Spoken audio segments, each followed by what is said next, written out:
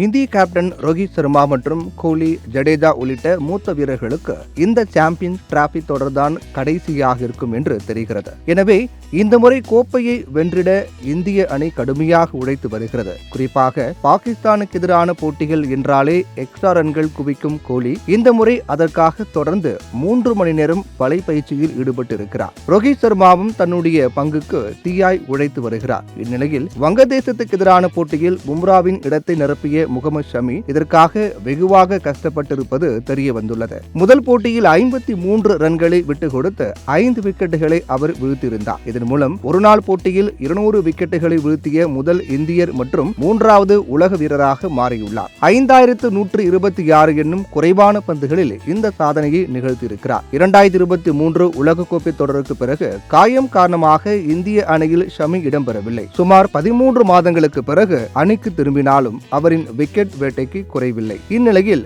மீண்டும் ஃபார்முக்கு திரும்பிய ஷமி தன்னுடைய ஃபிட்னஸ் சீக்ரெட் குறித்து பேட்டியளித்துள்ளார். இது குறித்து அவர், ஒரு நாளுக்கு ஒரு முறை, அதாவது இரவில் மட்டுமே உணவு அருந்துகிறேன். காலை மதியம் சாப்பிடுவதில்லை. அதோடு உடல் எடையை 90 கிலோவில் இருந்து 81 கிலோவாக குறைத்துள்ளேன். சுவையான உணவுகள், இனிப்புகள், அதோடு எனக்கு பிடித்த பிரியாணியும் தியாகம் செய்துதான் இந்த ஃபிட்னஸை எட்டியுள்ளேன். ஆரம்பத்தில் இது கடினமாக இருந்தாலும் தற்போது எனக்கு பழகிவிட்டது என்று தான் காயத்திலிருந்து மீண்ட விதத்தினை பகிர்ந்து கொண்டுள்ளார். ஷமியின் இந்த பேட்டியை பார்த்த ரசிகர்கள், அப்போ இந்த டைம் சாம்பியன் டிராபி மிஸ் ஆகாது என்று சமூக வலைதளங்களில் மகிழ்ச்சி தெரிவித்து வருகின்றனர். ICC நடத்தும் ஒருநாள் உலகக்கோப்பை தொடர்களில் 5 முறை 5 விக்கெட்டுகளை கைப்பற்றி ஷமி சாதனை படைத்துள்ளார் என்பது குறிப்பிடத்தக்கது.